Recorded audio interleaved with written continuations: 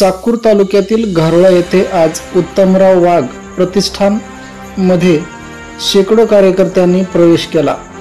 आज घारोळा येथील गावकऱ्यांकडून उत्तमराव वाघ प्रतिष्ठान प्रवेश सोहळ्याचे आयोजन करण्यात आले होते। सकाळी घारोळा गावात प्रवेश करताच उत्तमराव वाघ यांचे फटाक्यांची आतिषबाजी करून जंगी स्वागत करण्यात आले।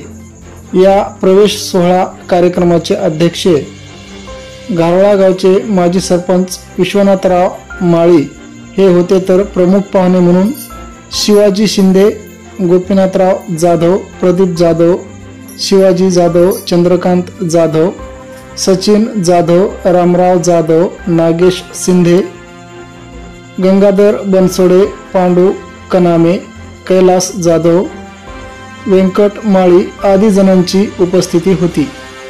यावेळी उपस्थितांसमोर मनोगत व्यक्त करताना उत्तमराव वाघ म्हणाले की हे प्रतिष्ठान सामाजिक कार्याचा वसा हाती घेऊन कार्य करीत आहे।